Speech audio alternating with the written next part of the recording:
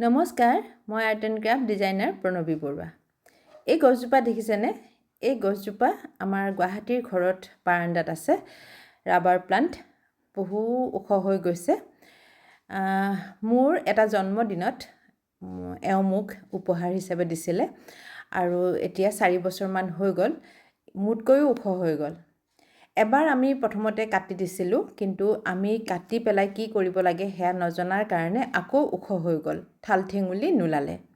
এইবাৰ ভাবিছোঁ এইজোপা যিহেতু বহাগ মাহ চলি আছে, মায়ে কৈছে বহাগ মাহতে কাটিং কৰিব লাগে আৰু মই কাটিং কৰিম গছজোপা। খুব দুখ লাগি আছে। গছজোপাক মই বহুত মৰম কৰোঁ, ধুনীয়াকৈ পাতবিলাক মচি থাকোঁ। মই যেতিয়াই গুৱাহাটীৰ ঘৰখনলৈ আহোঁ পাতবিলাক মচি দিওঁ, যিহেতু বাৰান্দাত আছে, ধূলি বালি লাগি থাকে, চাফা কৰি থাকোঁ। কিন্তু আজি এই গছজোপা মই কাটিং কৰিম, কিন্তু কাটিং কৰিও মই 3টা ভাগত গছজোপা লগাম। 3টা ভাগত কেনেকৈ গছজোপা লগাম সেয়া মই আপোনালোকক ভিডিঅ' বনাই দেখুৱাম। কিন্তু এতিয়া মই গছজোপা যিহেতু কাটিং কৰিম, মোতকৈ কিমান ওখ হৈ গৈছে চাওকচোন, পাতবিলাক কিমান ধুনীয়া।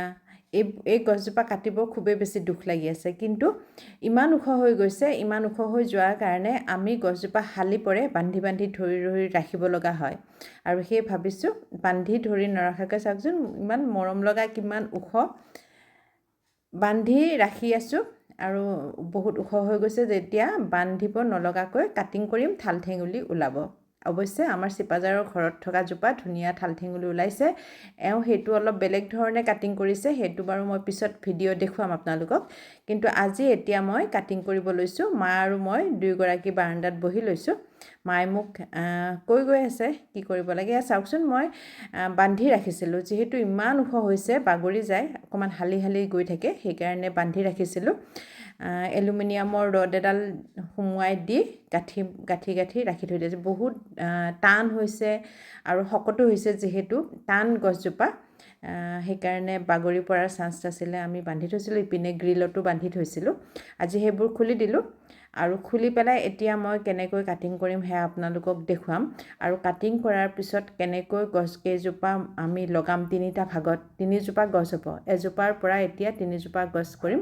এইডাল এলুমিনিয়ামৰ দেখিছেনে? এইডাল পুতি পেলাই বান্ধি চিধা কৰি গছজোপা থৈছিলোঁ আৰু বেছি ওখ হৈ যাওঁতে আকৌ ওপৰৰখিনি গ্ৰিলত ৰছীৰে বান্ধি থৈছিলোঁ।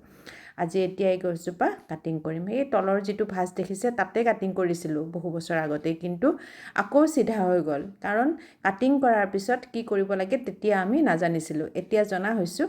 এতিয়া যিহেতু আমাৰ চিপাঝাৰৰ ঘৰৰ ৰাবাৰ প্লাণ্টজোপা ধুনীয়াকৈ বাঢ়ি গৈছে, ঠাল ঠেঙুলি ওলাইছে, সেয়ে আজি মই কাটিং কৰি আছোঁ। আপোনালোকক দেখুৱাইছোঁ। খুব টান, কটাৰীখনৰো ইমান বেছি ধাৰ নাই, তথাপিও চেষ্টা কৰিছোঁ আৰু ভালকৈ কটা গৈছে অৱশ্যে দেই।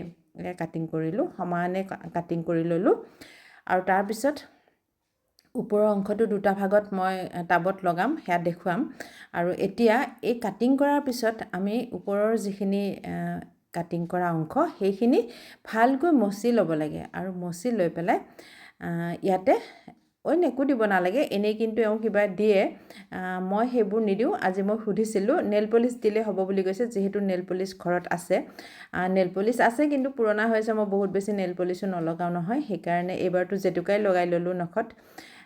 এতিয়া নেল পলিচ অকণমান ইয়াতে লগাই দিম আৰু ভালকৈ ঢাকি দিম, মানে নেল পলিচেৰে। তেতিয়া এই ওপৰৰখিনিৰ পৰা আৰু গজালি ঠাল নোলায়, মানে ডাল যিটো ওলায়, মানে সেই ডালবিলাক তলৰ ফালৰ পৰা ওলাই আহিব, ওপৰৰ পৰা নোলায়। ওপৰৰ পৰা ওলালে আকৌ একেই হ'ব, গছজোপা ওখ হৈ যাব, দীঘল হৈ যাব। সেইবাৰ যিহেতু নাজানিলোঁ, সেইকাৰণে আকৌ দেখিছেনে এই তলৰ অকণমান ভাঁজ এটা দেখিছেনে, তাৰ পৰা আকৌ চিধা হৈ গুচি গ'ল। সেইকাৰণে সেইবাৰ মই নেল পলিচ একো দিয়া নাছিলোঁ। এইবাৰ নেল পলিচ দিছোঁ। এইবাৰ আপোনালোকক দেখুৱাম কেনেকুৱা হয়। আৰু এজোপা হৈ আছে আমাৰ গুৱাহাটীৰ ঘৰত, সেইজোপাও এবাৰ দেখুৱাম। আজিলৈ আপোনালোকক ইমানেই দেখুৱালোঁ। ধন্যবাদ।